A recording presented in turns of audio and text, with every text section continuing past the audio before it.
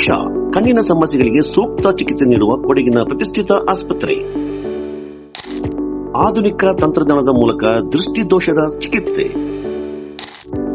ಓರೆಗಣ್ಣು, ಮೆಳ್ಳೆಗಣ್ಣು ಮತ್ತಿತರ ನೇತ್ರ ಸಮಸ್ಯೆಗಳಿಗೆ ಆಧುನಿಕ ಚಿಕಿತ್ಸೆ, ಎಲ್ಲಾ ರೀತಿಯ ವಿಮಾ ಸೌಲಭ್ಯ, ಯಶಸ್ವಿನಿ ಇಸಿಎಚ್ಎಸ್ ಆರೋಗ್ಯ ವಿಮೆ ಮೂಲಕ ಕಣ್ಣಿನ ಶಸ್ತ್ರಚಿಕಿತ್ಸೆ, ಕೈಗೆಟಕುವ ದರದಲ್ಲಿ ಎಲ್ಲಾ ಸೌಲಭ್ಯಗಳೊಂದಿಗೆ ಕಣ್ಣಿನ ಆರೈಕೆ, ಅಲ್ಪ ಅವಧಿಯಲ್ಲಿ ಕಣ್ಣಿನ ಪೊರೆ ಶಸ್ತ್ರಚಿಕಿತ್ಸೆ. ಮಡಿಕೇರಿಯ ಇಕ್ಷಾ ಮಲ್ಟಿ ಸ್ಪೆಷಾಲಿಟಿ ಕಣ್ಣಿನ ಆಸ್ಪತ್ರೆಯಲ್ಲಿ. ಕೊಡಗು ಚಾನಲ್ ವೀಕ್ಷಕರಿಗೆ ನಮಸ್ಕಾರ. ಆರೋಗ್ಯ ಭಾಗ್ಯ ವಿಶೇಷ ಕಾರ್ಯಕ್ರಮಕ್ಕೆ ಸ್ವಾಗತ. ಇವತ್ತು ನಮ್ಮ ಈ ಕಾರ್ಯಕ್ರಮದಲ್ಲಿ ಮಡಿಕೇರಿಯ ಖ್ಯಾತ ಕಣ್ಣಿನ ಆಸ್ಪತ್ರೆಯಾದ ಇಕ್ಷಾ ಹಾಸ್ಪಿಟಲ್ನ ಡಾಕ್ಟರ್ ಚಿನ್ನಪ್ಪ ಅವರು ನಮ್ಮಲ್ಲಿದ್ದಾರೆ. ಬಹುತೇಕವಾಗಿ ಕಾಡುವ ಕಣ್ಣಿನ ಸಮಸ್ಯೆಗಳಿಗೆ ಏನು ಪರಿಹಾರ ಇದೆ ಮತ್ತು ಅದಕ್ಕೆ ಏನು ಚಿಕಿತ್ಸೆ ಇದೆ ಅನ್ನುವಂಥದ್ದನ್ನ ಈ ಒಂದು ಆರೋಗ್ಯ ಭಾಗ್ಯ ಕಾರ್ಯಕ್ರಮದಲ್ಲಿ ತಿಳ್ಕೊಳ್ಳೋಣ. ಸರ್, ಕಾರ್ಯಕ್ರಮಕ್ಕೆ ಆತ್ಮೀಯ ಸ್ವಾಗತ. ಧನ್ಯವಾದ. ಸೊ ಬಹುತೇಕ ಇವತ್ತಿನ ದಿನಗಳಲ್ಲಿ ಬಹಳಷ್ಟು ಕಣ್ಣಿನ ಸಮಸ್ಯೆಗಳನ್ನು ನಾವು ನೋಡ್ತಾ ಇದ್ದೀವಿ. ಯಾಕೆಂತಂದರೆ ಇತ್ತೀಚಿನ ದಿನಗಳೇ ಆಗಿರೋ ಅಥವಾ ಈಗ ಬಂದಿರ್ತಕ್ಕಂಥ BP, ಶುಗರ್, ಕೆಲವು ಕಾಯಿಲೆಗಳಿಂದ ಕಣ್ಣಿನ ಸಮಸ್ಯೆ ನಿರಂತರವಾಗಿ ಕಾಡ್ತಾ ಇರುವಂಥದ್ದು. ಯಾವ ಕಣ್ಣಿನ ಸಮಸ್ಯೆಗಳಿದೆ ಸರ್? ಕಣ್ಣಿನ ಸಮಸ್ಯೆಗಳು ಅಂತ ಹೇಳಿದ್ರೆ ನೂರಾರು ಅಂತ ಹೇಳಿದ್ರೆ ನಾವು ಇವಾಗ ದೃಷ್ಟಿ ದೋಷ ಸಾಮಾನ್ಯವಾಗಿ ಕಂಡು ಬರುವಂಥದ್ದು ಕಣ್ಣಿನ ಸಮಸ್ಯೆ. ಮತ್ತೆ ಸೋಂಕು ರೋಗಗಳು ಅಂತ ಹೇಳಿದ್ರೆ ಕಣ್ಣು ಕೆಂಪಾಗೋದು, ಕಣ್ಣಿಗೆ ತುರಿಕೆ ಅಥವಾ ಈ ಹರಡುವಂತಹ ಸೋಂಕುಗಳು, ಅದಕ್ಕೆ ನಾವು ಕಂಜಂಕ್ಟಿವೈಟಿಸ್ ಅಂತ ಹೇಳ್ತೇವೆ. ಮೂರನೇದಾಗಿ ನೀವು ಇವಾಗಲೇ ಹೇಳಿದಾಗೆ ಜೀವನ ಶೈಲಿಗೆ ಸಂಬಂಧಪಟ್ಟಂತ ಜೀವನ ಶೈಲಿಗೆ ಸಂಬಂಧಪಟ್ಟಂತ ಲೈಫ್ ಸ್ಟೈಲ್ ರಿಲೇಟೆಡ್ ಡಿಸೀಸಸ್ ಅಂತ ಹೇಳ್ತೇವೆ. ಈ ಕಾಯಿಲೆಗಳಲ್ಲಿ ಮುಖ್ಯವಾಗಿ ನಂಬರ್ 1 ಅಂತ ಹೇಳಿದ್ರೆ ಪೊಸಿಷನ್ ಅಲ್ಲಿ ಬರುವಂತದ್ದು ಮಧುಮೇಹ ಅಥವಾ ಡಯಾಬಿಟಿಸ್ ಅಂತ ಹೇಳ್ತೇವೆ. ಎರಡನೇದಲ್ಲಿ ಅಂದ್ರೆ ಹತ್ತಿರದಲ್ಲೇ ಬರುವಂತದ್ದು ಹೈ BP ಅಥವಾ ಅದಕ್ಕೆ ನಾವು ಹೈಪರ್ ಟೆನ್ಷನ್ ಅಂತ ಹೇಳ್ತೇವೆ. ಈ ಎರಡು ಜೀವನ ಶೈಲಿ ಸಂಬಂಧಪಟ್ಟಂತಹ ಕಾಯಿಲೆಗಳು. ಅಂದ್ರೆ ನಮ್ಮ ಜೀವನ ಶೈಲಿಯಲ್ಲಿ ಆಗುವಂತಹ ಬದಲಾವಣೆಗಳು, ನಾವು ಯಾವ ಅನಾರೋಗ್ಯಕರ ಜೀವನ ಶೈಲಿ ನಡೆಸಿದಂತಲ್ಲಿ ಈ ಒಂದು ರೋಗಗಳು ಬರುವುದು. ಈ ರೋಗಗಳು ಬಂದು ಅದು ನಮ್ಮ ದೇಹದಲ್ಲಿ ಹಲವಾರು ವರ್ಷ ಇದ್ದು ಅದಕ್ಕೆ ನಾವು ಸರಿಯಾದಂತ ಚಿಕಿತ್ಸೆ ಪಡೆದೇ ಇದ್ರೆ ಅಥವಾ ಅದನ್ನು ನಾವು ಹತೋಟಿಗೆ ತರದಿದ್ರೆ ಅದರಿಂದಾಗಿ ಖಂಡಿತವಾಗ್ಲೂ ಕಣ್ಣಿನ ಮೇಲೆ ಪರಿಣಾಮ ಬಿದ್ದೇ ಬೀಳುವುದು. ಸೊ ಇದರಿಂದಾಗಿ ಕಣ್ಣಿನ ಮೇಲೆ ಪರಿಣಾಮ ಬೀಳುವುದು ಸಹ ಅಂತ ಹೇಳಿದ್ರೆ ಯಾವ ಯಾವ ರೀತಿಯಲ್ಲಿ ಆಗುತ್ತೆ ಅಂತ ಕೇಳಿದ್ರೆ ಹಲವಾರಿದೆ. ಬಟ್ ಇದು ನಾನು ಮೂರನೇದಾಗಿ ಹೇಳಿದ್ದು ಜೀವನ ಶೈಲಿ. ನಾಲ್ಕನೇದಾಗಿ ಮಕ್ಕಳಿಗೆ ಬರುವಂತಹ ಕಾಯಿಲೆಗಳಲ್ಲಿ ಅದರದ್ದೇ ಆದಂತಹ ಒಂದು ಪಟ್ಟಿಯೇ ಇದೆ ಅಂತ ಹೇಳಿದ್ರೆ ಆ ಒಂದು ಕಾಯಿಲೆಗಳು ಕೆಲವೊಂದು ಆನುವಂಶಿಕವಾಗಿ ಬರುತ್ತೆ. ಎರಡನೇದಾಗಿ ಹುಟ್ಟಿದಾಗ ನವಜಾತ ಶಿಶುಗಳಲ್ಲಿ ಬರುವಂತದ್ದು, ಮತ್ತೆ ಮೂರನೇದಾಗಿ ಮಕ್ಕಳಲ್ಲಿ ಬರುವಂತಹ ದೃಷ್ಟಿದೋಷ, ನಾಲ್ಕನೇದಾಗಿ ಮೆಳ್ಳೆಗಣ್ಣು ಅಥವಾ ಓರೆಗಣ್ಣು ಅಂತ ನಾವು ಕಾಣ್ತೇವೆ. ಇವೆಲ್ಲವೂ ಮತ್ತೆ ಕಣ್ಣಿನ ನರ ಸಂಬಂಧಿತ ರೋಗಗಳು, ಇವೆಲ್ಲವೂ ನಾವು ಮಕ್ಕಳಲ್ಲಿ ಕಾಣ್ತೀವಿ. ಮೂರನೇದಾಗಿ ನಾವು ಹೆಚ್ಚಾಗಿ ನಾವು ಅಂತ ಹೇಳಿದ್ರೆ ಕಂಡು ಬರುವಂತದ್ದು ಅಥವಾ ಕೇಳಿ ಬರುವಂತದ್ದು ಕ್ಯಾಟ್ರಾಕ್ಟ್ ಅಥವಾ ಪೊರೆ ಕಾಯಿಲೆ ಅಂತ ನಾವೇನಂತ ಕಣ್ಣಿನ ಪೊರೆ ಕಾಯಿಲೆ. ಸೊ ಕಣ್ಣಿನ ಪೊರೆ ಕಾಯಿಲೆ ಸಹ ಅಂತ ಹೇಳಿದ್ರೆ ಸಾಮಾನ್ಯವಾಗಿ ಒಂದು 60 ವರ್ಷಕ್ಕೆ ಮಿಗಿಲಾದಂತ ಎಲ್ಲಾ ವೃದ್ಧರಿಗೂ, ವೃದ್ಧರು ಅಂತ ಹೇಳುದಲ್ಲ, 60 ವರ್ಷಕ್ಕೆ ಮಿಗಿಲಾಗಿ ಎಲ್ಲ ಹಿರಿಯರಿಗೆ 60% ಜನರಿಗೆ ಬಂದೇ ಬರುತ್ತೆ ಅಂತ ಹೇಳಿದ್ರೆ ಇವಾಗ 60ಕ್ಕೆ ಮೇಲ್ಪಟ್ಟವರು 10 ಜನ ಇದ್ರೆ ಅದರಲ್ಲಿ 6 ಜನರಿಗೆ ಪೊರೆ ಬಂದೇ ಬರುತ್ತೆ. ಸೊ ಅದು 70 ವಯಸ್ಸಾದಾಗ 7 ಜನರಿಗೆ ಅಥವಾ 70% ಜನರಲ್ಲಿ ಈ ಒಂದು ಪೊರೆ ಕಾಯಿಲೆಯನ್ನು ನಾವು ಕಂಡುಕೋಬಹುದು. ಇನ್ನೊಂದು ಸಾಮಾನ್ಯವಾಗಿ ಕಂಡು ಬರುವಂತಹ ಒಂದು ಕಾಯಿಲೆ ಅಂತ ಹೇಳಿದ್ರೆ ಗ್ಲಾಕೋಮಾ ಅನ್ನುವಂಥದ್ದು. ಗ್ಲಾಕೋಮಾಗೆ ಅವೇರ್ನೆಸ್ ಕ್ರಿಯೇಟ್ ಮಾಡಬೇಕು. ಗ್ಲಾಕೋಮಾ ಅನ್ನುವಂತ ಒಂದು ಕಾಯಿಲೆ ಬಗ್ಗೆ ಜನರಲ್ಲಿ ಅರಿವು ಕಡಿಮೆ ಇದೆ, ಇಂಥದ್ದನ್ನೆಲ್ಲ ನೀವು ಕೇಳಿರ್ಬೋದು. ಅದು ಸಹ ಒಂದು ತುಂಬಾನೇ ಸಾಮಾನ್ಯವಾಗಿ ನಮ್ಗೆ ಕಂಡು ಬರುವಂತಹ ಒಂದು ಮುಪ್ಪಿನಲ್ಲಿ ಬರುವಂತಹ ಒಂದು ಕಾಯಿಲೆ. ಈಗ ಎಲ್ಲ ಹಲವಾರು ರೀತಿಯ ಕಾಯಿಲೆಗಳಿದ್ದಾವೆ. ನಾವು ಮಾತಾಡ್ತಾ ಇದ್ದೀವಿ ಚಿಕ್ಕ ಮಕ್ಕಳಿಗೆ ಬರುವಂಥದ್ದು, ಅದು ಅನುವಂಶಿಕವಾಗಿರ್ಬೋದು ಅಥವಾ ಏನು ಹುಟ್ಟಿದ ತಕ್ಷಣ ನವಜಾತ ಶಿಶುವನ್ನು ಕಂಡು ಬರ್ಬೋದು. ಬಹುತೇಕ ಈಗ ನವಜಾತ ಶಿಶುಗಳಿಗೆ ಕಂಡು ಬರೋದಾದ್ರೆ ಯಾವ ರೀತಿಯ ಸಮಸ್ಯೆಗಳು ಕಂಡು ಬರ್ಬೋದು?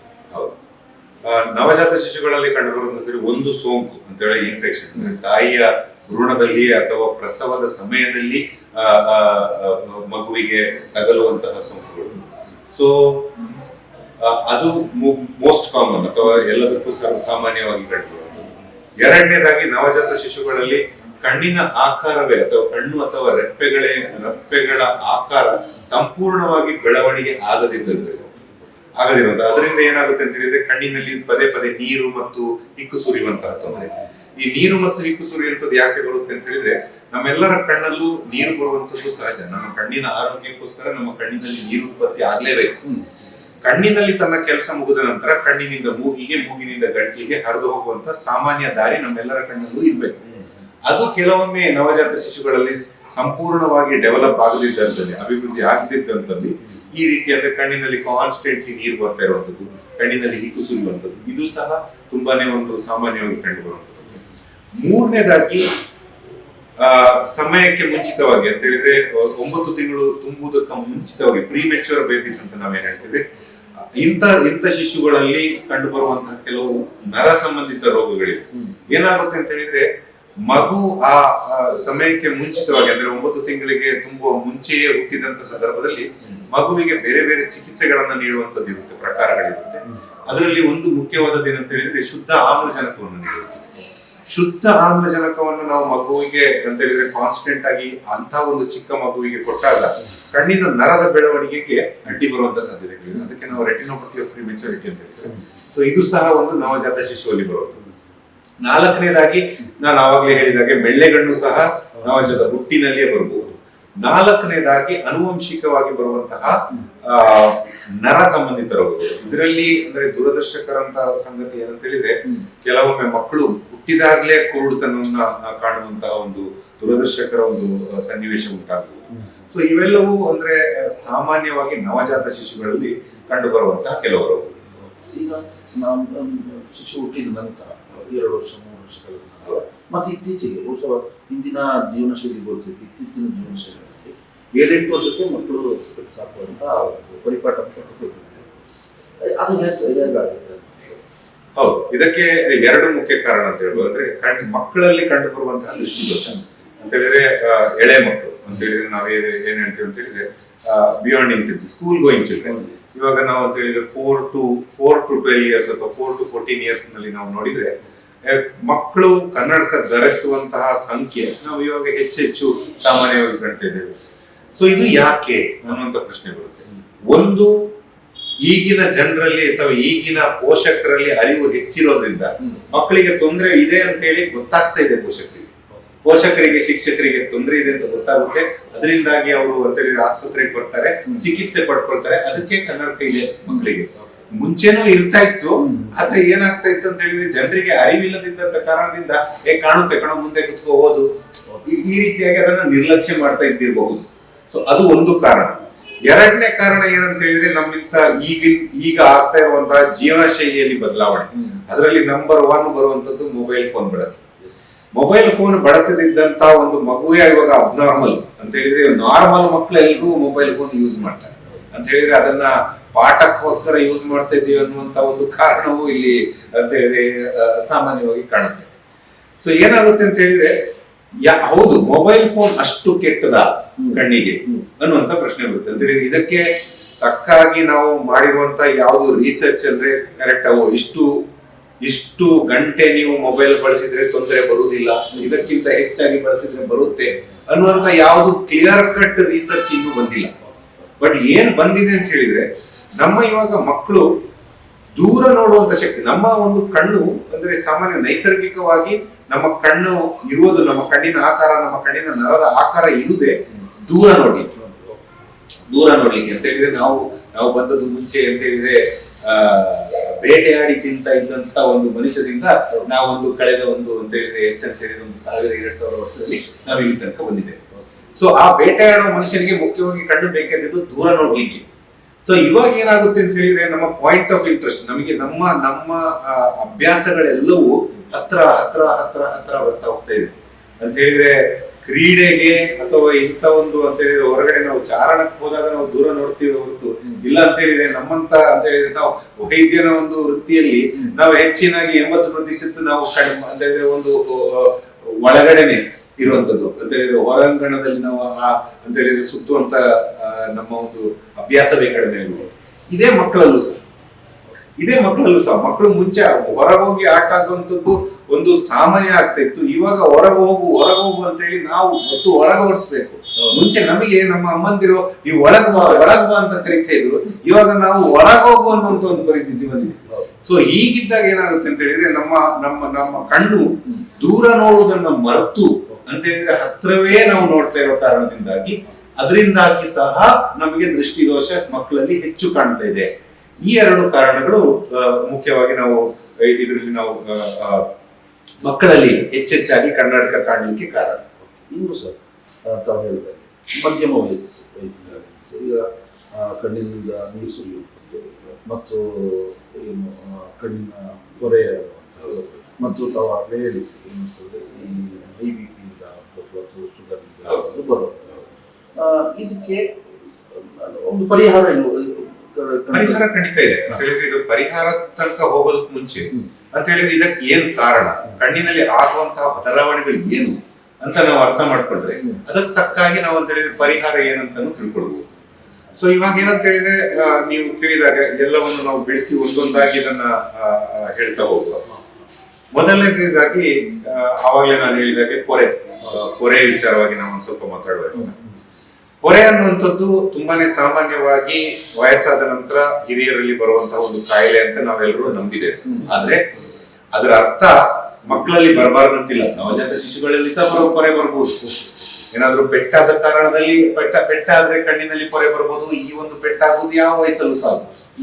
ಆದ್ರೆ ಹೆಚ್ಚಾಗಿ ಸಾಮಾನ್ಯವಾಗಿ ಸಿನಾಯಿಲ್ ಕ್ಯಾಟ್ರಾಕ್ಟ್ ಅಂತ ಹೇಳ್ತೀವಿ. ಇದು ವೃದ್ಧತೆ ಅಥವಾ ಹಿರಿಯರಲ್ಲಿ ಬರುವಂತಹ ಒಂದು ಕಾಯಿಲೆ. ಇದಕ್ಕೆ ನಾನು ಅಂತ ಹೇಳಿದ್ರೆ ತೊಂದರೆ ಏನಂತೇಳಿ ನಾವು ಅರ್ಥ ಮಾಡ್ತೇವೆ. ಪೊರೆ ಅಂದ್ರೆ ಏನು ಅನ್ನುವಂಥದ್ದನ್ನ ನಾವಿಲ್ಲಿ ಅರ್ಥ ಮಾಡ್ಕೊಂಡ್ರೆ ಅದಕ್ಕೆ ಏನು ಪರಿಹಾರ ಅನ್ನುವಂಥದ್ದನ್ನು ಸಹ ನಾವು ಸರಿಯಾಗಿ ಅರ್ಥ ಮಾಡ್ಕೊಳ್ಬಹುದು.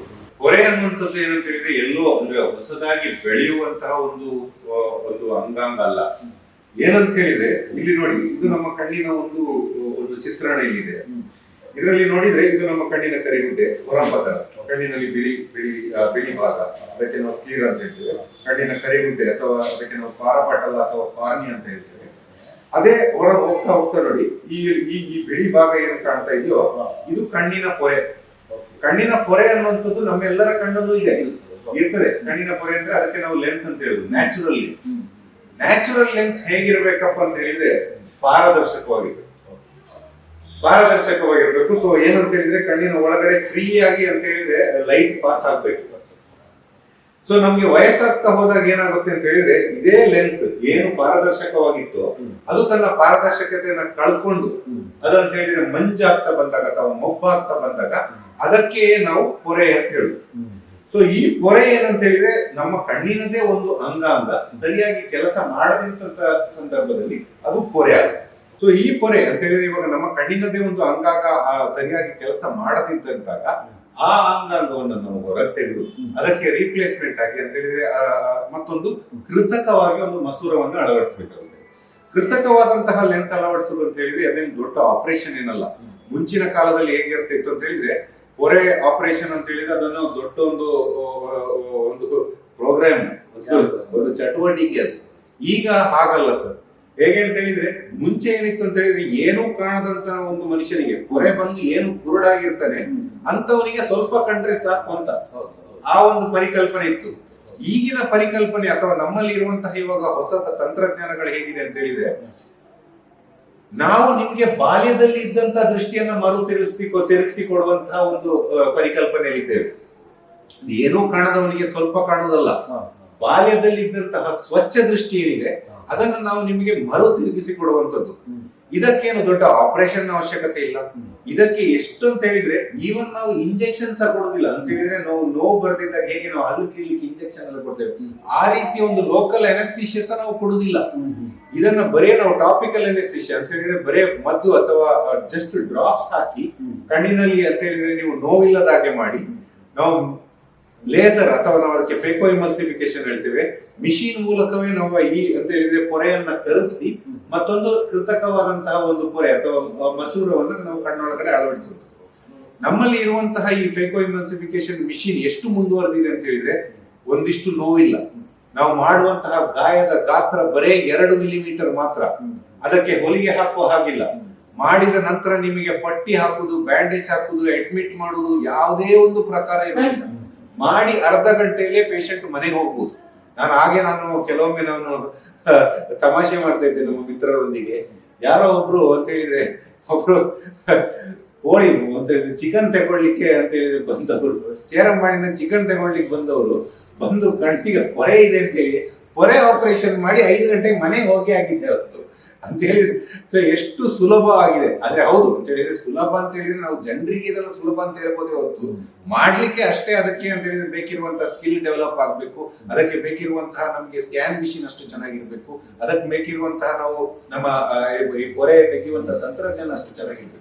ಸೊ ಇವೆಲ್ಲವೂ ಒಟ್ಟು ಸೇರಿದಾಗ ಪೇಷಂಟಿಗೆ, ರೋಗಿಗೆ ಇದು ಬಹಳ ಸುಲಭ ಆಗಿದೆ. ಸೊ ಮಾಡಿದ ನಂತರವೂ ಏನು ಅಂತ ಹೇಳಿದ್ರೆ ಅಲ್ಲಿ ಮನೇಲಿ ಹೋಗಿ ಬೆಡ್ ರೆಸ್ಟ್ ಮಾಡ್ಬೇಕಂತ ಏನಿಲ್ಲ, ನೋವೇನಿರುವುದಿಲ್ಲ, ಮಾಡಿದ್ದು ಗೊತ್ತಾಗುದಿಲ್ಲ. ಬರೀ ನಾವು ಏನ್ ಹೇಳ್ತೇವೆ ಅಂತ ಹೇಳಿದ್ರೆ ಬರೀ ಒಂದು ತಲೆಗೆ ಸ್ನಾನ ಮಾಡಬಾರ್ದು, ಕಣ್ಣಿಗೆ ನೀರು ತಾಗಬಾರ್ದು, ಹೊರಗೆ ಹೋಗಿ ಮಾಡುವಂತ ಕೆಲಸ. ಒಳಾಂಗಣದಲ್ಲಿ ನೀವು ಏನ್ ಬೇಕು ಮಾಡ್ಬೋದು.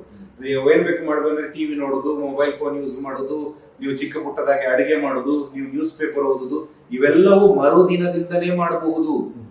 ಹೊರಗೆ ಹೋಗಿ ಮಾಡುವಂತ ಕೆಲಸ, ಬಿಸಿಲು, ಹೊಗೆ, ಧೂಳು, ತೋಟ, ಗದ್ದೆ, ಇವು 1 ವಾರ ಮಾಡಬಹುದು. 1 ವಾರದ ನಂತರ is as good yes normal.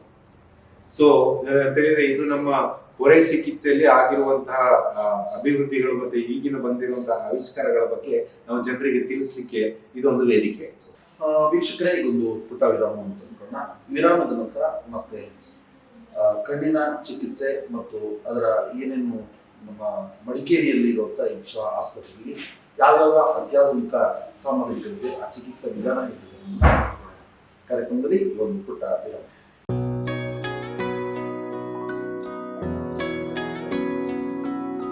ಪ್ರೀತಿಯ ಸಂಕೇತ, ಅಳಿಯದ ಸಂಬಂಧ, ನಗುವಿನ ಸೌಂದರ್ಯ, ಇದು ಸ್ನೇಹದ ಬಾಂಧವ್ಯ, ಒಲವಿನ ಪ್ರತಿಧ್ವನಿ ತಂದಿದೆ ಸಂತಸ, ಚಿನ್ನದ ಪ್ರತಿಹನಿ ತಂದಿದೆ ಸಂಭ್ರಮ. ಮುಳಿಯ ಜ್ಯೂಸ್ ಕಣ ಕಣತಲು ಆನಂದ, ಮುಳಿಯ ಜ್ಯೂಸ್ ಕಣ ಕಣದಲು ಸೌಂದರ್ಯ, ಮುಳಿಯ ಜ್ಯೂಸ್ ಕಣ ಕಣತಲು ಆನಂದ, ಮುಳಿಯ ಜ್ಯೂಸ್ ಕಣ ಕಣದಲು ಸೌಂದರ್ಯ. ಮುಳಿಯಾ ಜ್ಯೂಸ್, creating happiness. SLV Promax, SLV Corn Mix and Corn Products, Kushalnagar.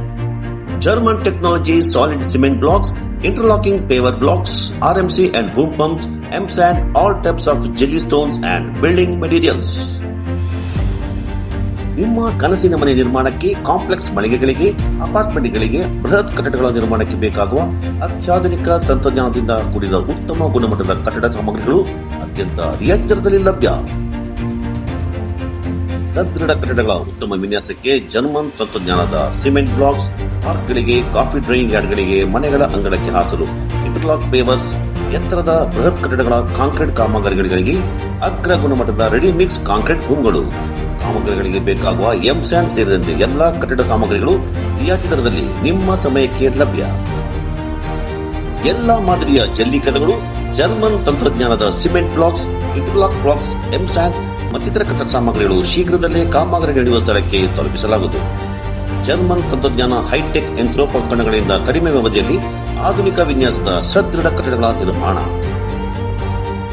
ನುರಿತ ತಜ್ಞರಿಂದ ಆಧುನಿಕ ವಿನ್ಯಾಸದ ಪರಿಪೂರ್ಣ ಕಾಮಗಾರಿಗಳಿಗಾಗಿ ಭೇಟಿ ನೀಡಿ.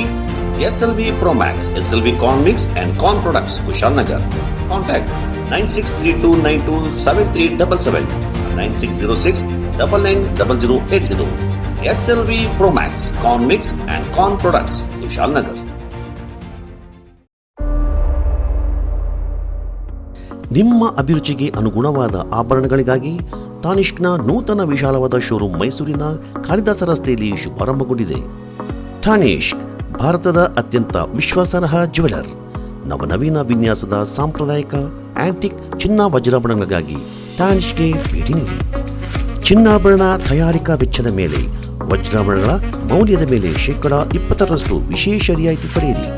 ಯಾವುದೇ ಜ್ಯುವೆಲರಿಯಿಂದ ಖರೀದಿಸಿದ ಹಳೆಯ ಚಿನ್ನದ ಮೇಲೆ 100% ವಿನಿಮಯ ಮೌಲ್ಯ ಪಡೆಯಿರಿ. ಈ ಕೊಡುಗೆ ಕೆಲವೇ ದಿನಗಳು ಮಾತ್ರ. ತಾನಿಷ್ಕ್ ಭಾರತದ ಅತ್ಯಂತ ವಿಶ್ವಾಸಾರ್ಹ jeweller, B N road, suburban bus stand ಸಮೀಪ, ಮೈಸೂರು. ಇದೀಗ ವಿಜಯನಗರದ ಕಾಳಿದಾಸ ರಸ್ತೆಯಲ್ಲಿ ತಾನಿಷ್ಕ್ ಬೃಹತ್ ಶಾಖೆ ಶುಭಾರಂಭಗೊಂಡಿದೆ. ನಿಮ್ಮ ಮನಗುಪ್ಪುವ ವಜ್ರಾಭರಣಗಳ ಮೇಲೆ 25% ವಿಶೇಷ ರಿಯಾಯಿತಿ. ಈ ಕೊಡುಗೆ ಕೆಲವೇ ದಿನಗಳು ಮಾತ್ರ. ಷರತ್ತುಗಳು ಅನ್ವಯ.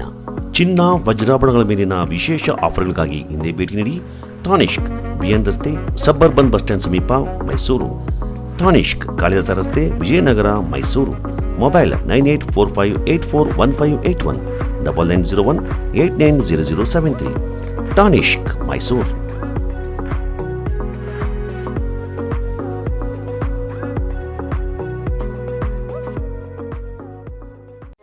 Bakachi Resto Cafe. Fried chicken, burger, pizza, wraps, mojito, milkshakes and Sanja's hot coffee. Fabins Veg and Non-Veg Restaurant. Special Arabian food, Kui Mandi available here. Near Alvezal Towers, Koinur Road, Madikeri. Phone 9481056600 953514681. Visit today Bakachi Resto Cafe, Fabins Family Restaurant, Veg and Non-Veg, specialist in Kulimindri Biryani. Always Al Tower, Koinur Road, Madikeri. Mobile 94810-56600 9535146181. Bakachi Resto Cafe, Fabins Family Restaurant. ವೀಕ್ಷಕರೇ, ವಿರಾಮದ ನಂತರ ಆರೋಗ್ಯ ಬಗ್ಗೆ ವಿಶೇಷ ಕಾರ್ಯಕ್ರಮಕ್ಕೆ ಸ್ವಾಗತ. ಇವತ್ತು ನಾವು ಮಡಿಕೇರಿಯ ಪ್ರಸಿದ್ಧ ಕಣ್ಣಿನ ಆಸ್ಪತ್ರೆ ಈಕ್ಷಾ ಹಾಸ್ಪಿಟಲ್ ಹೋಗಿದ್ದೀವಿ.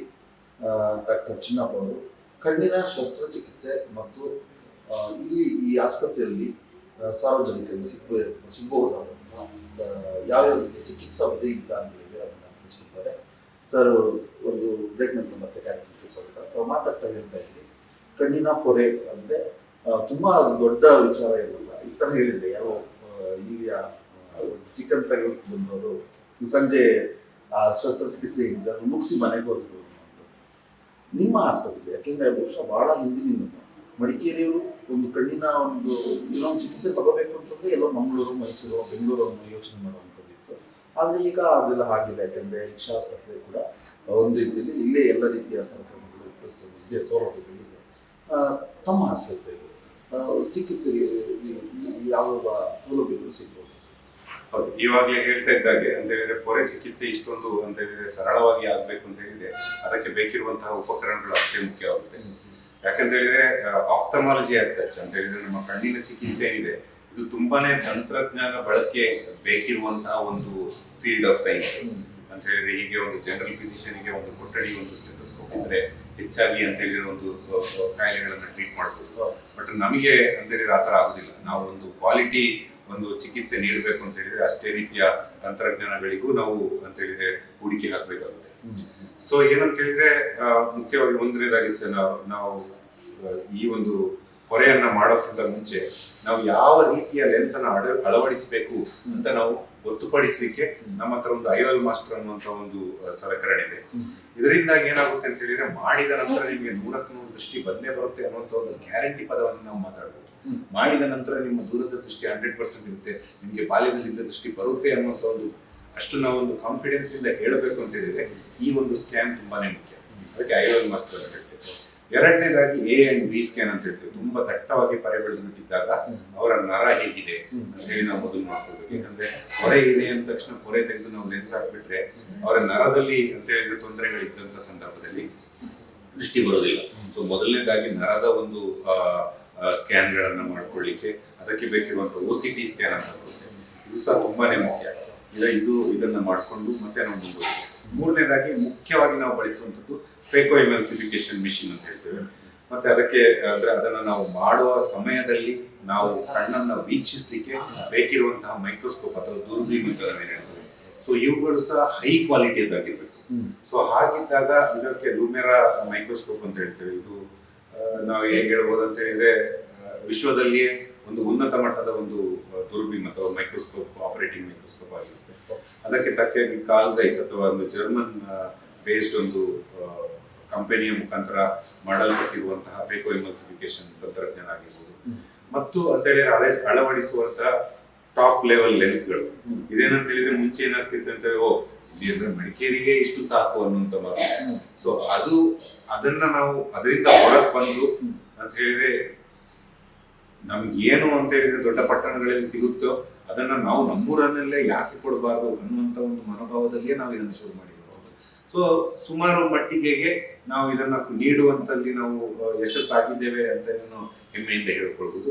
ಹೌದು, ಇನ್ನೂ ಸಹ ನಾವು ಮುಂದುವರಿಯುವಂತಹ ಸ್ಕೋಪ್ ಇದ್ದೇ ಇರುತ್ತೆ. ಇಲ್ಲಿ ಯಾವುದೇ ಒಂದು ಪ್ರಾಕ್ಟೀಸ್ ಅಲ್ಲಿ ಆಗಲಿ, ಯಾವುದೇ ಒಂದು ವೈದ್ಯಕೀಯ ಕ್ಷೇತ್ರದಲ್ಲಾಗ್ಲಿ ನಾವು ಇನ್ನೂ ಸಹ ಉನ್ನತ ಮಟ್ಟಕ್ಕೆ ಹೋಗ್ಲಿಕ್ಕೆ ನಮಗೆ ಕೆಲವೊಂದು ನ್ಯೂನತೆಗಳು ಇನ್ನೂ ಹೆಚ್ಚೆಚ್ಚು ನಾವು ಹಾಕೊಂಡು ಹೋಗ್ತಾ ಇದ್ದಾಗೆ ಇನ್ನೂ ನಾವು ಬೆಟರ್ ಆಗ್ತಾ ಹೋಗ್ಬೋದು.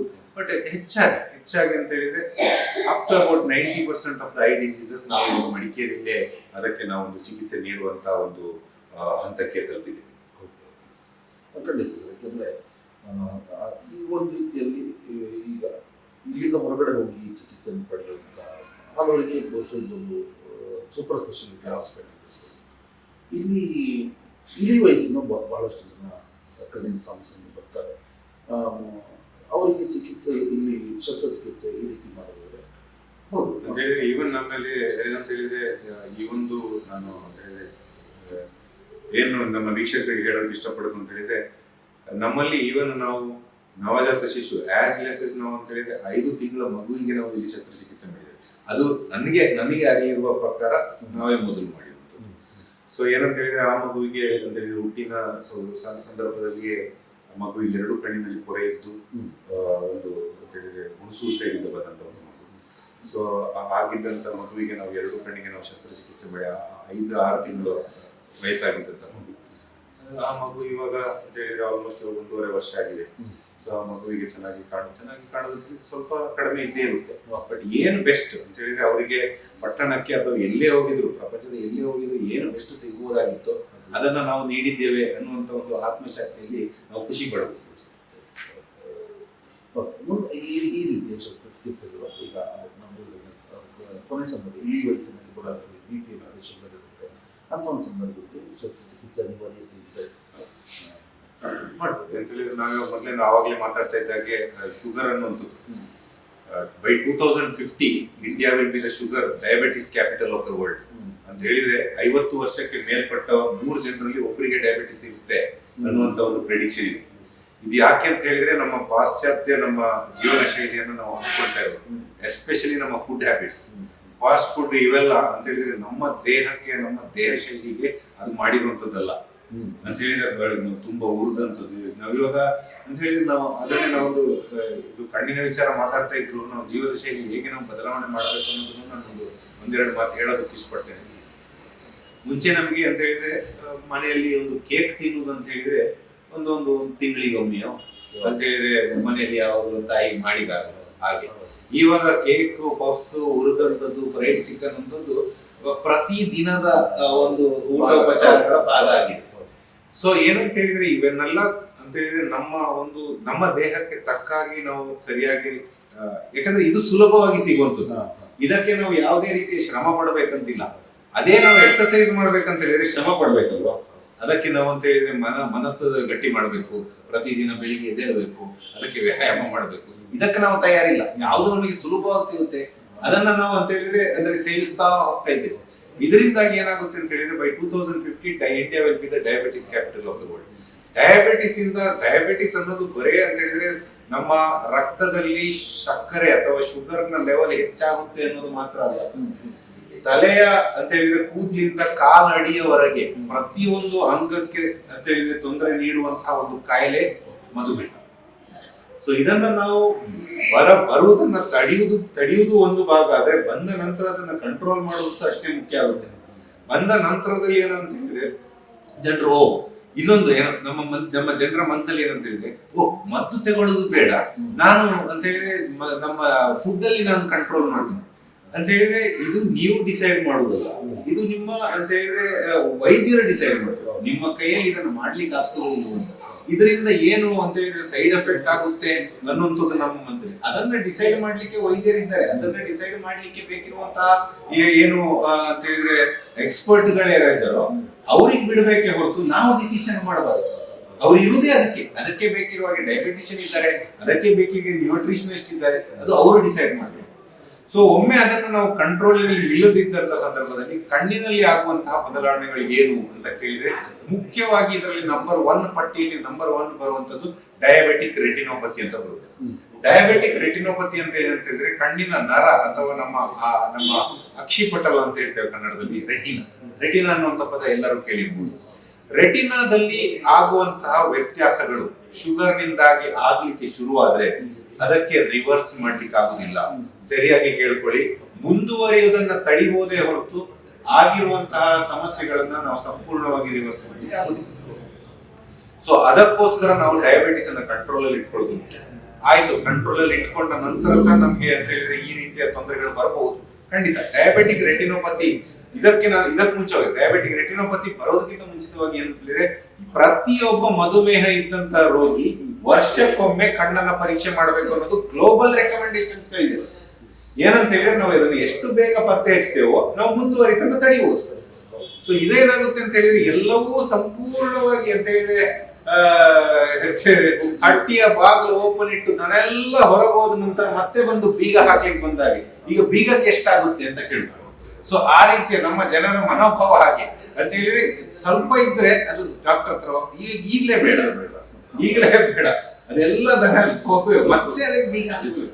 ಸೊ ಹಾಗೇನಂದ್ರೆ ಪ್ರತಿ ವರ್ಷ ಬಂದು ಕಣ್ಣನ್ನು ನಾವು ಪರೀಕ್ಷೆಗೆ ಒಳಪಡಿಸೋದು, ಪರೀಕ್ಷೆಗೆ ಒಳಪಡಿಸೋದು ಅಂತ ಹೇಳಿದ್ರೆ 10-15 ನಿಮಿಷ ಮಾತ್ರ ನಿಮ್ಮ ದಿನದಲ್ಲಿ ಹೋಗುದು, 200-250 ರೂಪಾಯಿ ಮಾತ್ರ ಹೋಗುದು.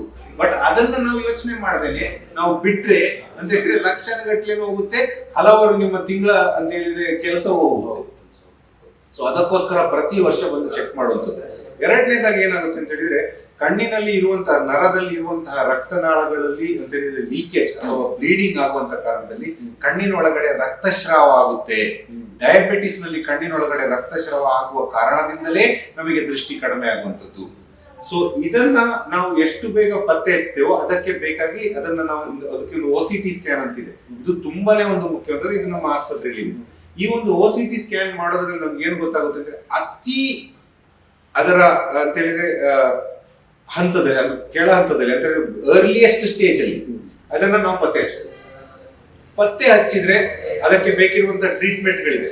ಮುಂಚಿನ ಹಾಗೆ ಅಂತ ಹೇಳಿದ್ರೆ ನಾವು ಪಟ್ಟಣಕ್ಕೆ ಓಡಬೇಕಂತಿಲ್ಲ, ನಮ್ಮಲ್ಲಿ ಇರುತ್ತದೆ. ಏನಂತ ಹೇಳಿದ್ರೆ ಒಂದು ಕಣ್ಣಿಗೆ ಮಾಡುವಂತ ಇಂಜೆಕ್ಷನ್ಗಳು, ಕಣ್ಣಿಗೆ ಇಂಜೆಕ್ಷನ್ ಹಾಕ್ತಾರ, ನಿಮ್ಮ ಮುಖ ನೋಡಿದ್ರು ಹಾಗೆ ನನಗೆ ಅನಿಸ್ತಾ ಇದೆ, ನೀವು ಅದೇ ತರ ಆಶ್ಚರ್ಯ ಆಗ್ತಾ ಇದ್ದೀವಿ. ಇದೇನು ಅಂತ ಏನು ದೊಡ್ಡ ಅಂತ ಹೇಳಿ ದೊಡ್ಡ ಶಸ್ತ್ರಚಿಕಿತ್ಸೆ ಏನಲ್ಲ, ಮಾಡ್ಲಿಕ್ಕೆ 2 ನಿಮಿಷವೂ ಆಗುದಿಲ್ಲ ಇದು. ಬಟ್ ಇದೊಂದು ಇತ್ತೀಚೆಗೆ ಒಂದು ಕಳೆದ ಒಂದು 8-10 ವರ್ಷಗಳಲ್ಲಿ ಆಗಿರುವಂತಹ ಒಂದು ಆವಿಷ್ಕಾರ, ಒಂದು ಅಭಿವೃದ್ಧಿ ಇದು ಕಣ್ಣಿನ ಚಿಕಿತ್ಸೆಯಲ್ಲಿ. ಕಣ್ಣಿಗೆ ನೀಡುವಂತಹ ಇಂಜೆಕ್ಷನ್ಗಳು, ಈ ಒಂದು ಇಂಜೆಕ್ಷನ್ ಅನ್ನು ನೀಡುವಂತದಲ್ಲಿ ಹೆಚ್ಚಿನ ನಮ್ಮ ಕಣ್ಣಿನ ಡಯಾಬಿಟಿಕ್ ರೆಟಿನೋಪತಿ ಕಾಯಿಲೆಗಳನ್ನ ನಾವು ಹತೋಟಿಗೆ ತರಬಹುದು. ಇದರಲ್ಲೂ ಆಗದಿದ್ದಂತ ಸಂದರ್ಭದಲ್ಲಿ ಏನಾಗುತ್ತೆ ಅಂತ ಹೇಳಿದ್ರೆ ಲೇಸರ್ ಚಿಕಿತ್ಸೆ ಬೇಕಾಗುತ್ತೆ. ಇದು ನಮ್ಮಲ್ಲಿದೆ. ಈ ಲೇಸರ್ ಚಿಕಿತ್ಸೆ ಏನಂತ ಹೇಳಿದ್ರೆ ಕಣ್ಣಿನಲ್ಲಿ ರಕ್ತನಾಳಗಳನ್ನ ನಾವು ನಮ್ಮ ಮನೆಯಲ್ಲಿ ಓಡಾಡ್ತಾ ಇರುವಂತಹ ಪೈಪ್ಗಳಿಗೆ ಹೋಲಿಸಬಹುದು. ಈ ಪೈಪ್ಗಳಲ್ಲಿ ನೀರು ಹೋಗ್ತಾ ಇದ್ದಾಗೆ ನಮ್ಮ ಕಣ್ಣಿನ ರಕ್ತನಾಳಗಳಿಗೆ ರಕ್ತ ಓಡಾಡ್ತಾ ಇರುತ್ತೆ. ಅದು ಲೀಕ್ ಆಗ್ಲಿಕ್ಕೆ ಶುರುವಾದಾಗ, ಡಯಾಬಿಟಿಸ್ ಕಂಟ್ರೋಲ್ ಇಲ್ಲದಿದ್ದಂತ ಸಂದರ್ಭದಲ್ಲಿ ಅದು ಲೀಕ್ ಆಗ್ಲಿಕ್ಕೆ ಶುರುವಾದಾಗ ಆ ಒಂದು ರಕ್ತನಾಳಗಳು ಎಲ್ಲಿ ಲೀಕ್ ಆಗ್ತಾ ಇದೆ ಅದನ್ನು ನಾವು ಲೇಸರ್ ಹೊಡೆದು ಸೋಲ್ಡರ್ ಮಾಡುದು. ಅರ್ಥ ಆಗ್ತಾ ಇದೆ? ಈ ರೀತಿಯ ಒಂದು ಚಿಕಿತ್ಸೆಯನ್ನ ನಾವು ಮಾಡಿದಾಗ ರಕ್ತಸ್ರಾವ ಆಗುವುದನ್ನು ಸಹ ನಾವು ನಿಲ್ಲಿಸಬಹುದು. ಆದ್ರೆ ಕೆಲವೊಮ್ಮೆ ಒಂದು ಹಂತ ಮೀರಿದ ನಂತರ ಇವು ಇಂಜೆಕ್ಷನ್ ಆಗ್ಲಿ ಲೇಸರ್ ಆಗ್ಲಿ ಎಲ್ಲವೂ ಅಂತ ಹೇಳಿದ್ರೆ ಸುಮಾರಾಗಿ ಆಗುತ್ತೆ ಹೊರತು ಒಂದು ಹಂತ ಮೀರಿದ ನಂತರ ಅದಕ್ಕೆ ರೆಟಿನಾ ಸರ್ಜರಿ ಒಂದೇ ಉಪಾಯ ಆಗುತ್ತೆ. ಸೊ ಆ ಹಂತಕ್ಕೆ ಹೋದ ನಂತರ ರೆಟಿನಾ ಸರ್ಜರಿ ಹೇಗೆ ಅಂತ ಹೇಳಿದ್ರೆ ಮಾಡಿದ ನಂತರವೂ ಸಂಪೂರ್ಣವಾಗಿ ನಾವು ನಮ್ಮ ದೃಷ್ಟಿಯನ್ನ ವಾಪಸ್ ಪಡ್ಕೊಳ್ಳಿಕ್ಕೆ ಆಗುದಿಲ್ಲ. ಸೊ ಏನಂತ ಹೇಳಿದ್ರೆ ಇದರಲ್ಲಿ ಕಿವಿ ಮಾತು ಏನಂತ ಹೇಳಿದ್ರೆ ರೆಟಿನಾ ಸರ್ಜರಿ ಹೋಗುವ ಹಂತದಿಂದ ಹಂತಕ್ಕೆ ಮುಂಚೆನೆ ವೈದ್ಯರ ಹತ್ರ ಬರಬೇಕು. ನೀವು ನಿಮ್ಮ ಮಧುಮೇಹನ ಕಂಟ್ರೋಲ್ ಮಾಡ್ಕೊಳ್ಬೇಕು. ವರ್ಷಕ್ಕೊಮ್ಮೆ ಬಂದು ಕಣ್ಣನ್ನ ತೋರಿಸಿದ್ರೆ ಆ ಹಂತಕ್ಕೆ ಹೋಗುದನ್ನ ನಾವು ನಿಲ್ಲಿಸಬಹುದು. ಸೊ ಇದು ನಮ್ಮ ಮಧುಮೇಹದಿಂದ ಆಗುವಂತ, ಮಧುಮೇಹದಲ್ಲಿ ನಾವು ಪೊರೆನೂ ಸ್ವಲ್ಪ ಬೇಗ ಬರುತ್ತೆ, ಅಂದ್ರೆ ಡಯಾಬಿಟಿಸ್ ಇದ್ದಂತವರಿಗೆ ಕ್ಯಾಟ್ರಾಕ್ಟ್ ಬೇಗ ಬರುತ್ತೆ, ಕಣ್ಣಿನಲ್ಲಿ ಸೋಂಕಾಗುವಂತದ್ದು ಹೆಚ್ಚು ಸಾಧ್ಯತೆಗಳಿರುತ್ತೆ, ಇವೆಲ್ಲವೂ ಹೌದು. ಬಟ್ ಮುಖ್ಯವಾಗಿ ಒಂದು ಕಾಯಿಲೆ ಡಯಾಬಿಟಿಕ್ ರೆಟಿನೋಪತಿ, ಇದರವಾಗಿ ನಾವು ತುಂಬಾನೇ ಎಚ್ಚರ ವಹಿಸಬೇಕಾಗುತ್ತೆ. ಸ್ವಲ್ಪ ಬಹುಶಃ ನವಜಾತ ಶಿಶುವಿನಿಂದ ಹಿಡಿದು ಇಳಿ ವಯಸ್ಸಿನವರೆಗೆ ಕಣ್ಣಿನಲ್ಲಿ ಆ ಒಂದು ತೊಂದರೆಗಳು ಮತ್ತು ಅದಕ್ಕೆ ಬೇಕಾದ ಚಿಕಿತ್ಸೆಗಳನ್ನು ಮಾಡಬೇಕು ಅಂತ ತಾವು ಹೇಳಿದ್ದಾರೆ. ಮುಖ್ಯವಾಗಿ ಕಣ್ಣಿನ ಬಗ್ಗೆ ನಾವು ತಗೋಬೇಕಾಗಿರುವಂಥ ಮುಂಜಾಗ್ರತಾ ಕ್ರಮಗಳು ಏನು ಸರ್? ಈಗ ಕಣ್ಣಿಗೆ ಒಂದು ಪೆಟ್ಟು ಬೀಳೋದಿರ್ಬೋದು ಅಥವಾ ಕಣ್ಣಿಗೆ ಒಂದು ಸೋಂಕು ತಗೊಂಡಿರ್ಬೋದು, ಮುಂಜಾಗ್ರತೆ ಅಂತ ಏನಿದೆ ಸರ್? ಮುಂಜಾಗ್ರತೆ ಎಲ್ಲಿಂದ ಶುರು ಆಗುತ್ತೆ ಅಂತ ಹೇಳಿದ್ರೆ, ಒಂದು ಅರಿವು ಮೂಡಿಸಿಕೊಳ್ಳುವುದೇ ಮುಂಜಾಗ್ರತೆ. ಅರಿವು ಅನ್ನುವಂಥದ್ದು ಉಂಟಲ್ಲ, ನಮಗೆ ನಮ್ಮ ನಾಲೆಜ್ ಅನ್ನ ನಾವು ಹೆಚ್ಚು ಮಾಡಿಕೊಂಡು ಏನೇನು ಕಾಯಿಲೆ ಇದೆ, ಈ ರೀತಿಯ ಒಂದು ನಾವು ಮಾಡ್ತಾ ಇರುವಂತ ಈ ಒಂದು ಪ್ರೋಗ್ರಾಮ್ಗಳೇನಿದೆ, ಇಂಥದ್ರಿಂದ ನಾವು ಅರಿವನ್ನ ಮೂಡಿಸ್ಕೊಂಡ್ರೆ ಈ ರೀತಿಯ ಒಂದು ತೊಂದರೆ ಇದೆ, ಸೊ ನನ್ಗೆ ಏನಾದ್ರೂ ತೊಂದರೆ ಆದಾಗ ಈ ಕಾಯಿಲೆ ಇರಬಹುದು ಅಂತ ತಿಳಿಯುವುದೇ ಮುಖ್ಯ. ಅರಿವು ನಂಬರ್ 1, ಅದು ಮುಂಜಾಗ್ರತೆ. ಎರಡನೇದಾಗಿ ನಮ್ಮ ಜೀವನ ಶೈಲಿಯಲ್ಲಿ ಆವಾಗಲೇ ಮಾತಾಡಿದಾಗೆ lifestyle changes. Healthy lifestyle ಇದ್ರೆ ನಮ್ಮ ಕಣ್ಣಿಗೆ ಅಂತಲ್ಲ, ದೇಹದ ಪ್ರತಿಯೊಂದು ಅಂಗಾಂಗಗಳಿಗೂ ನಾವು ಹೆಲ್ದಿ ಆರೋಗ್ಯಕರ ಜೀವನ ಶೈಲಿಯನ್ನು ನಡೆಸಬೇಕು. ಆರೋಗ್ಯಕರ ಏನು ಅನ್ನುವಂಥ ಪ್ರಶ್ನೆ ಬರುತ್ತೆ. ಯಾವ ಯಾವ ಆಹಾರವನ್ನು ಸೇವಿಸಬೇಕು ಅದು ಎಲ್ಲರಿಗೂ ಗೊತ್ತಿದ್ದಂಥದ್ದು ವಿಷಯ, ಅದೇನು ಡಾಕ್ಟರ್ ಹೇಳಬೇಕು ಅಂತಿಲ್ಲ. ಏನು ಒಳ್ಳೇದು ಏನು ಕೆಟ್ಟದು ಅನ್ನುವಂಥದ್ದು, ನಾನು ಇಲ್ಲೊಂದು ಅಂತ ಹೇಳಿದ್ರೆ ಇಷ್ಟು ಫುಡ್ ಇಟ್ರೆ ಮಗು ಬಂದು ಹೇಳುತ್ತೆ ಏನು ಸರಿ ಏನು ತಪ್ಪು ಅಂತ ಹೇಳಿ. ಅದನ್ನ ನಾವು ಅಭ್ಯಾಸ ಮಾಡೋದಿಲ್ಲ ಅಷ್ಟೇ.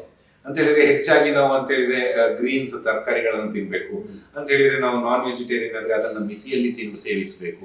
ಪ್ರೋಟೀನ್ ಎಷ್ಟು ಬೇಕು ಅಷ್ಟು ತಗೊಳ್ಬೇಕು. ಹೆಚ್ಚೆಚ್ಚಾಗಿ ಇಷ್ಟಿಷ್ಟು ಅನ್ನ ತಿನ್ನೋದಲ್ಲ, ಅದನ್ನ ನಾವು ಮಿತಿ ಮಾಡಬೇಕು. ಪ್ರೋಟೀನ್ ಅದರಲ್ಲಿ ಸರಿ ಇರಬೇಕು, ವೈಟಮಿನ್ಸ್ ಸರಿಯಾಗಿ ನಾವು ತಗೊಳ್ಬೇಕು. ಸೊ ಇವೆಲ್ಲವೂ ಇರುತ್ತೆ. ಇದು ಜೀವನ ಶೈಲಿಗೆ ಸಂಬಂಧಪಟ್ಟದ್ದು. ಮೂರನೇದಾಗಿ ನೀವು ಆವಾಗಲೇ ಹೇಳಿದಾಗೆ ಇದರ ಕೆಲಸ ಮಾಡುವಂತ ಸಂದರ್ಭದಲ್ಲಿ ಕಣ್ಣಿಗೆ ಪೆಟ್ಟಾಗುವಂತಹ ಕೆಲವು ಕೆಲಸಗಳಿದೆ, ಅಂದ್ರೆ ಪೆಟ್ಟಾಗುವ ಸಾಧ್ಯತೆ ಇರುವಂತಹ ಕೆಲಸಗಳು. ಒಂದಂತ ಹೇಳಿದ್ರೆ ಸಾಮಾನ್ಯವಾಗಿ ಕೊಡಗಿನಲ್ಲಿ ಕಾಣುವಂಥದ್ದು ಏನಂತ ಹೇಳಿದ್ರೆ, ಇವಾಗ ಈ ಬ್ರಷ್ ಕಟ್ಟಿಂಗ್ ಮಿಷಿನ್, ಈ ಬ್ರಷ್ ಕಟ್ಟಿಂಗ್ ಮಿಷಿನ್ಗಳು ಏನಾಗುತ್ತೆ ಅಂತ ಹೇಳಿದ್ರೆ, ಅದರಿಂದ ಹಾರುವಂತ ಕಲ್ಲಿರುತ್ತೆ, ಇದು ಪೊದೆ ಒಳಗಡೆ ಇದು ಕಬ್ಬಿಣದ ಚೂರು ಇರ್ಬೋದು ಅಥವಾ ಗಾಜಿನ ಚೂರು ಇರ್ಬೋದು. ಇದಕ್ಕೆಲ್ಲ ಅಂತ ಹೇಳಿದ್ರೆ ಹೈ ಸ್ಪೀಡ್ ಅಲ್ಲಿ ಆ ಬ್ರಷ್ ಕಟ್ಟರ್ ಹೊಡೆದಾಗ ಅದು ರಿಕೋಶಿ ಅಥವಾ ಅಂತ ಹೇಳಿದ್ರೆ ವಾಪಸ್ ಬಂದು ಅಂತ ಹೇಳಿದ್ರೆ ಕಣ್ಣಿಗೆ ಹೊಡೆಯುವಂಥದ್ದು. ಸೊ ಈ ರೀತಿಯ ಇಂಥ ಕೆಲಸಗಳನ್ನ ಮಾಡೋದು. ಮತ್ತೊಂದು ಏನಂತ ಹೇಳಿದ್ರೆ ಈ ಅಲ್ಯೂಮಿನಿಯಂ ಕಟ್ ಮಾಡೋದು, ರಾಡ್ ಕಟ್ ಮಾಡೋದು, ಮತ್ತೆ ಕನ್ಸ್ಟ್ರಕ್ಷನ್. ಸೊ ಇವುಗಳಲ್ಲಿ ಹೆಚ್ಚಾಗಿ ಅಂತ ಹೇಳಿದ್ರೆ ನಮ್ಮ ಕಣ್ಣಿಗೆ ಅಂತ ಹೇಳಿದ್ರೆ ತಾಗುವಂತ ಸಾಧ್ಯತೆಗಳು ಹೆಚ್ಚು. ಸೊ ಇಂಥ ಕೆಲಸಗಳಲ್ಲಿದ್ದಾಗ ಅಂತ ಹೇಳಿದ್ರೆ ನಾವು ಪ್ರೊಟೆಕ್ಟಿವ್ ಐವೇರ್ ಅಂತ ಹೇಳಿದ್ರೆ ನಮ್ಗೆ ರಕ್ಷಣೆಗೋಸ್ಕರ ನಮ್ಮ ಕಣ್ಣಿಗೆ ಹಾಕ್ಬೇಕಾದಂತ ನಾವು ಕನ್ನಡಕಗಳನ್ನು ಧರಿಸುವುದು ತುಂಬಾನೇ ಮುಖ್ಯ ಆಗುತ್ತೆ. ಇದನ್ನು ಸಹ ಅಷ್ಟೇ ಅಂತ ಹೇಳಿದ್ರೆ ನಾವು ಎಷ್ಟು ಹೇಳಿದ್ರು 2 ಸತಿ ಕಬ್ಬಿಣದ ಚೂರು ಹಾಕೊಂಡು ಬಂದಿರ್ತಾರೆ, ನಾವು ಹೇಳಿದ ನಂತರ ಇನ್ನೊಂದು ವಾರದ ಒಳಗಡೆ 3ನೇ ಸತಿ ಬಂದಿರ್ತಾನ ಅಂತ ಹೇಳಿದ್ರೆ ಜನರಿಗೆ ಅದು ಯಾಕಷ್ಟು ಕಷ್ಟ ಅಂತ ನನಗಿನ್ನೂ ಆ ಒಂದು ಪ್ರಶ್ನೆಗೆ ನನಗೆ ಇನ್ನೂ ಉತ್ತರ ಸಿಗ್ಲಿಲ್ಲ. ಸುಮ್ಮನೆ ನಿನ್ನ ಕೆಲಸವೇ ಕಬ್ಬಿಣ ಕಟ್ ಮಾಡೋದು, ನೀವು ಹೈ ಡ್ರಿಲ್ಲಿಂಗ್ ಮಿಷಿನ್ ಇಟ್ಕೊಂಡು ನೀವು ಕೆಲಸ ಮಾಡ್ತಾ ಇದ್ದೀವಿ. ಒಂದು ಪ್ರೊಟೆಕ್ಟಿವ್ ಐ ಗ್ಲಾಸ್ ಅನ್ನ ಪ್ರತಿದಿನ ನೀವು ಹಾಕೊಂಡು ಜೋಬಿಗೆ ಹಾಕೊಂಡ್ರೆ ನೀವು ಇದಾಗ್ಬೋದಲ್ಲ. ಇಲ್ಲ, ಮಾಡುದಿಲ್ಲ ಅಂತ ಹೇಳಿದ್ರೆ ಅದು ಯಾಕೆ ಅನ್ನೋದೊಂದು ಅದು ನನಗೆ ಗೊತ್ತಿಲ್ಲ. ಬಟ್ ಹಾಕುದು ತುಂಬಾ ಮುಖ್ಯ ಅಂತ ಹೇಳಿ ನಾನು ನಮ್ಮ ವೀಕ್ಷಕರಿಗೆ ಹೇಳೋದಕ್ಕೆ ಇಷ್ಟಪಡ್ತೀನಿ. ಓಕೆ ಸರ್, ಇದಾದ ನಂತರ ಬರೀ ಕಣ್ಣಿನ ಮುಂಜಾಗ್ರತೆ ಮಾತಾಡಿದ್ವಿ. ನೇತ್ರದಾನ ಮಹಾದಾನ ಅಂತ ಹೇಳ್ತೀವಿ, ಆ ಬಗ್ಗೆ ತಾವು ಹೇಳೋದು. ಹೌದು, ನೇತ್ರದಾನ ಅನ್ನೋದು ನಾವು ಇಡೀ ಕಣ್ಣನ್ನ ನಾವು ಅಳವಡಿಸುವುದಿಲ್ಲ. ಸೊ ಇದು ನಮ್ಮ ಜನರಲ್ಲಿ ಇರುವಂತಹ ಒಂದು ದೊಡ್ಡ ಒಂದು ಮೂಢನಂಬಿಕೆಯೋ ಅಥವಾ ಅರಿವು ಕಡಿಮೆ ಇರುವುದು ನನಗೆ ಅದು ಸಾಮಾನ್ಯ. ಯಾಕಂದ್ರೆ ಎಲ್ಲರೂ ನೇತ್ರದಾನ, ನೇತ್ರ ಕಸಿ ಮಾಡುದು, ಕಣ್ಣು ಕಸಿ ಮಾಡುದು ಅಂತ ಹೀಗೆ ಮಾತಾಡ್ತಾ ಇದ್ದಾಗ ಜನರು ಏನ್ ಅನ್ಕೊಂಡಿದ್ದಾರೆ ಅಂತ ಹೇಳಿದ್ರೆ, ಮರಣದ ನಂತರ ಯಾರ್ದೋ ಒಂದು ಕಣ್ಣು ತೆಗೆದು ಇಡೀ ಕಣ್ಣನ್ನು ಅಳವಡಿಸುವಂಥದ್ದು. ಇಡೀ ಕಣ್ಣನ್ನು ಅಳವಡಿಸಲಿಕ್ಕೆ ಆಗುದಿಲ್ಲ ವೀಕ್ಷಕರೇ.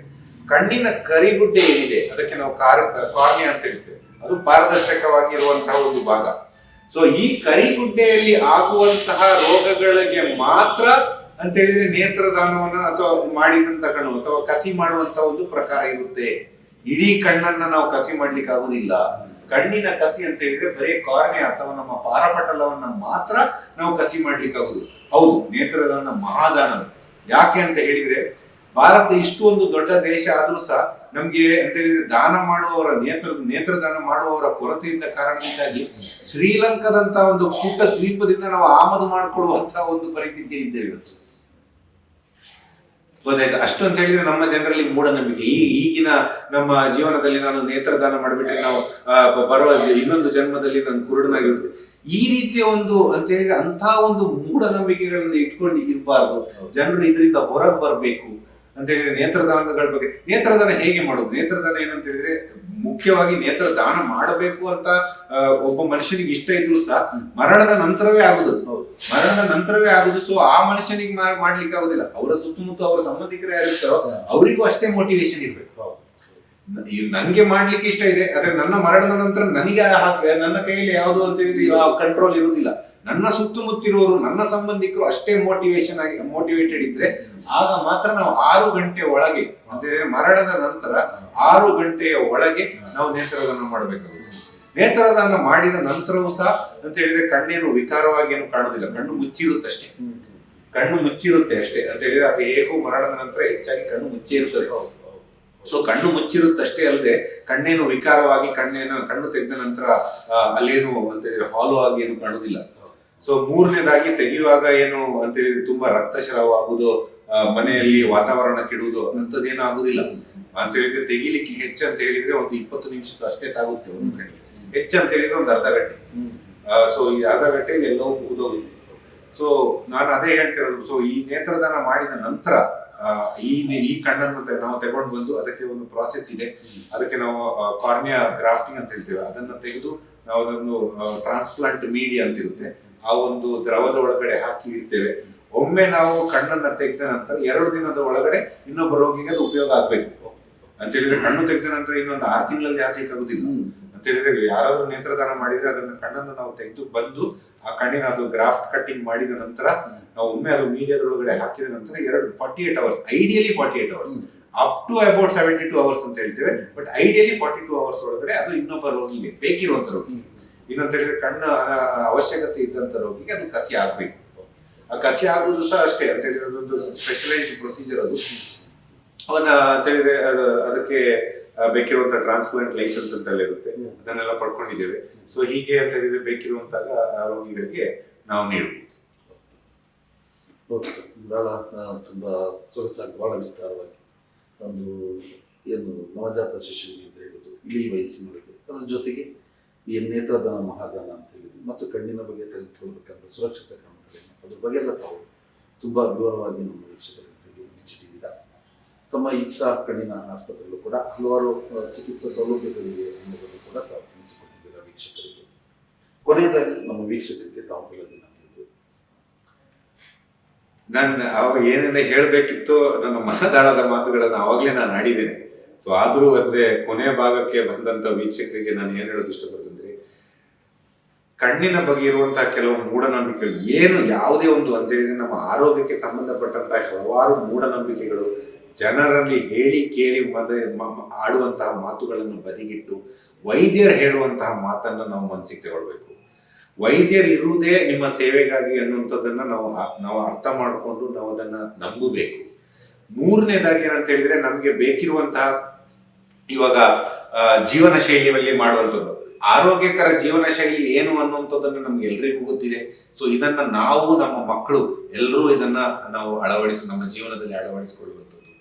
ಮೂರನೇದಾಗಿ 40 ವರ್ಷ ಆಗ್ತಾ ಇದ್ದಾಗೆ ನಾವು ಒಂದೇನು ಹೇಳೋದು ಅಂತ ಹೇಳಿದ್ರೆ, ಸ್ಕೂಲ್ ಗೋಯಿಂಗ್ ಏಜ್ ಅಲ್ಲಿ ಅಂತ ಹೇಳಿದ್ರೆ ಮಕ್ಕಳಿಗೆ ಹೇಳಕ್ ಬರುದಿಲ್ಲ ಅಂತ ಹೇಳಿದ್ರೆ ನನಗೆ ಕಾಣ್ತಾ ಇದೆಯೋ ನನಗೆ ಕಾಣ್ತಾ ಇಲ್ವೋ ಅಂತ. ಸೊ ಅದಕ್ಕೋಸ್ಕರ once it school going age ಅಂತ ಹೇಳಿದ್ರೆ ಒಂದು 5 ವರ್ಷ ಇದ್ದಂತ ಮಗುವಿಗೆ ಒಮ್ಮೆ ದೃಷ್ಟಿ ಪರೀಕ್ಷೆ ಮಾಡುವಂಥದ್ದು. ಮತ್ತೊಂದು ಏನಂತ ಹೇಳಿದ್ರೆ 40 ವರ್ಷ ಆದ ನಂತರ ಒಮ್ಮೆ ದೃಷ್ಟಿ ಪರೀಕ್ಷೆ ಮಾಡೋದು. ದಿಸ್ ಇಸ್ ದ ಮಿನಿಮಮ್ ನಾವು ಮಾಡಕ್ಕಾಗುತ್ತೆ. ಸ್ಕೂಲ್ ಗೋಯಿಂಗ್ ಶುರು ಮಾಡಿದಾಗ ಮಗುವಿಗೆ ಒಂದು ದೃಷ್ಟಿ ಪರೀಕ್ಷೆ, 40 ವರ್ಷ ಆದಾಗ ಮತ್ತೊಂದು ದೃಷ್ಟಿ ಪರೀಕ್ಷೆ. ಇದನ್ನೊಂದು ನಾವು ಮಾಡಿದ್ರೆ ನಮ್ಮ ಹಲವಾರು ಕಣ್ಣಿನ ತೊಂದರೆಗಳನ್ನ ನಾವು ನಿಯಂತ್ರಣಕ್ಕೆ ತರಬಹುದು. ಎರಡನೇದಾಗಿ ನಾವು ಬೇಗನೆ ಅದನ್ನು ಪತ್ತೆ ಹಚ್ಚಿ ಅದು ತುಂಬಾ ಮುಂದುವರಿದೇ ಇದ್ದಾಗೆ ನಾವು ಅದರ ಬಗ್ಗೆ ಬೇಕಿರುವಂತಹ ಚಿಕಿತ್ಸಾ ವಿಧಾನವನ್ನ ಅಳವಡಿಸ್ಕೋಬಹುದು. ಸರ್, ತುಂಬಾ ಸಂತೋಷ. ಯಾಕೆಂತಂದ್ರೆ ಆ ವಿಷಯ ತಮ್ಮ ಒಂದು ಬಿಡುವಿನ ಸಮಯದಲ್ಲೂ ಕೂಡ ನಮಗೋಸ್ಕರ ಒಂದು ಬಿಡು ಮಾಡಿಕೊಂಡು ಬ್ಯುಸಿ ಸೈಡಲ್ಲೂ ಕೂಡ ಒಂದು ಬಿಡು ಮಾಡಿಕೊಂಡು ನಮ್ಮೊಂದಿಗೆ ಕಣ್ಣಿನ ವಿಚಾರಗಳ ಬಗ್ಗೆ ಮತ್ತು ಯಾವ್ಯಾವ ಚಿಕಿತ್ಸಾ ವಿಧಾನಗಳಿದ್ದಾವೆ ಹಾಗೂ ಕಣ್ಣಿನ ಕಾಯಿಲೆಗಳ ಬಗ್ಗೆ ಮುಂಜಾಗ್ರತೆ ಇರುವಂಥದ್ದು, ನೇತ್ರದ ಬಗ್ಗೆ ತುಂಬ ವಿಸ್ತಾರ ತಿಳಿಸ್ಕೊಟ್ಟಿದ್ದೀರ. ನಿಮ್ಮ ಈ ಈ ಒಂದು ಸಲಹೆ ಸೂಚನೆಗಳು ಖಂಡಿತವಾಗಲೂ ನಮ್ಮ ವೀಕ್ಷಕರು ಪಾಲಿಸ್ತಾರೆ ಅಂತ ಈ ಒಂದು ಕಾರ್ಯಕ್ರಮಕ್ಕೆ ಆಗಮಿಸಿ ನಮ್ಮಲ್ಲಿ ಇಷ್ಟೊತ್ತು ಮಾತಾಡಿದ್ದಕ್ಕೆ ನಮ್ಮೆಲ್ಲ ವೀಕ್ಷಕರ ಪೂರ್ವಕವಾದ ಅಭಿನಂದನೆ. ವೀಕ್ಷಕರೇ, ಇದು ನಮ್ಮ ಮಡಿಕೇರಿಯಲ್ಲೇ ಇರುವಂತಹ ಈಕ್ಷಾ ಕಣ್ಣಿನ ಆಸ್ಪತ್ರೆಯ ವೈದ್ಯರಾದ ಡಾಕ್ಟರ್ ಚಿನ್ನಪ್ಪ ಅವರು ನಮ್ಮೊಂದಿಗೆ ಕಣ್ಣಿನ ಸಮಸ್ಯೆಗಳ ಬಗ್ಗೆ ತುಂಬ ವಿಸ್ತಾರವಾಗಿ ಮಾತನಾಡಿ ಚಿಕಿತ್ಸಾ ವಿಧಾನಗಳ ಬಗ್ಗೆ ಮತ್ತು ಕಣ್ಣಿನ ಸಮಸ್ಯೆಗಳ ಮುಂಜಾಗ್ರತೆ ಕ್ರಮವನ್ನು ಅನುಸರಿಸುವ ಬಗ್ಗೆ ತಿಳಿಸಿಕೊಟ್ಟಿದ್ದಾರೆ. ಈ ಆಸ್ಪತ್ರೆ ಮಡಿಕೇರಿಯ LIC ಸಮೀಪವಿದೆ. ಬಹಳ ಹತ್ತಿರವಾಗಿ ಮಡಿಕೇರಿಯ ಸುತ್ತಮುತ್ತ ಎಲ್ಲ ಚಿಕಿತ್ಸೆಗಳು ಕೂಡ ಇಲ್ಲಿ ಲಭ್ಯವಿರುತ್ತದೆ. ಖಂಡಿತವಾಗ್ಲೂ ವೀಕ್ಷಕರೇ, ಈ ಆಸ್ಪತ್ರೆಗೆ ತಮ್ಮಲ್ಲಿ ಏನಾದರೂ ದೃಷ್ಟಿ ದೋಷ ಸಮಸ್ಯೆಗಳಿದ್ದಲ್ಲಿ ಖಂಡಿತವಾಗ್ಲೂ ಒಂದು ರೀತಿಯ ಸಹಾಯ ಆಗ್ತದೆ ಅಂತ ಭಾವಿಸುತ್ತಾ ಇವತ್ತಿನ ಈ ಕಾರ್ಯಕ್ರಮದಲ್ಲಿ ನಮ್ಮೊಂದಿಗೆ ಮಾತನಾಡ್ತಾ ಕಣ್ಣಿನ ಒಂದು ಕಾಯಿಲೆಗಳ ಬಗ್ಗೆ ನಮಗೆ ತಿಳಿಸ್ಕೊಟ್ಟಂತ ಡಾಕ್ಟರ್ ಚಿನ್ನಪ್ಪ ಸಾಹೇಬರು ವಂದಿಸುತ್ತಾ ಮುಂದಿನ ಮತ್ತೊಂದು ಕಾರ್ಯಕ್ರಮದಲ್ಲಿ ಮತ್ತೆ ಭೇಟಿಯಾಗ್ತೀನಿ. ಕಾವೇರಿ ನಾಡಿನ ಸಮಗ್ರ ಸುದ್ದಿ ಹಾಗೂ ಮಾಹಿತಿಗಾಗಿ ನೋಡ್ತಾ ಇದ್ದೀವಿ ಕೊಡಗು ಚಾನಲ್. ವಂದನೆಗಳು.